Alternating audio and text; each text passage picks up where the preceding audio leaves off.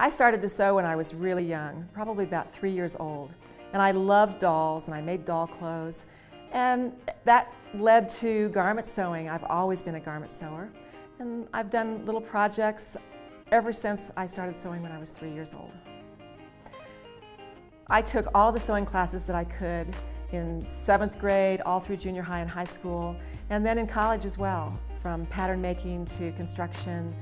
And I think that is what launched me into the kind of career that I have now, is that really early interest in the fine details of sewing and pattern making and fashion. The kinds of details that I like to sew are the challenging ones.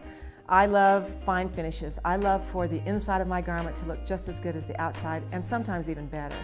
Because even raw edges are in now, they're in style.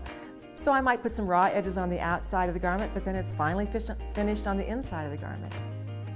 I like to make my own clothes because then I know that I'm getting beautiful fabrics that are really nice. I know what I've paid for them, the quality. I can get a good fit, and I can really personalize how I dress. And I don't look like just anyone coming out of any store. I think my design background as an interior designer has helped me a lot in my garment sewing, mostly in the realm of selecting fabrics and using color. When you're an interior designer, of course, you're using wall coverings and floor coverings and furnishings and lots of different fabrics, and there's a lot of mixture going on.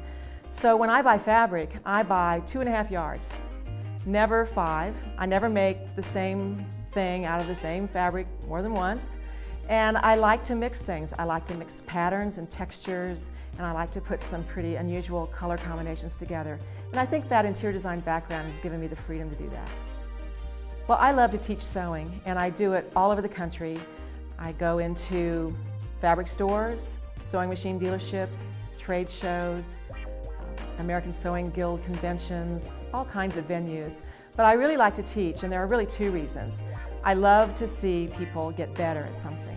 When they come into a class and they really are afraid of what they're going to be doing, they're uncertain, and by the time the class ends, they're so excited, they cannot wait to go home and try some of the techniques that they've learned, and they're so excited about getting to be able to get fit and make their own clothes.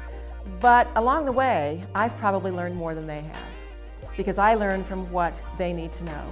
And so I've perfected my skills, I think, because I have to plan what I'm going to do, I have to prepare samples, and I've honed my skills by being a teacher.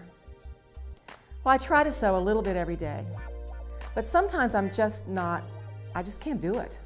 It's night, it's dark, I'm tired, but I have a little rule.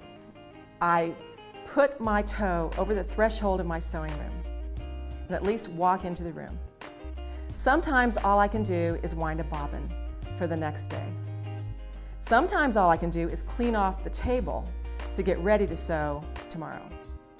But inevitably, I'll sit down, wind that bobbin, and think, I think maybe I can get that first step done of the pattern. And 2 hours later, I've sewn, I'm not tired anymore, I'm relaxed, and I get my sewing done by accident almost.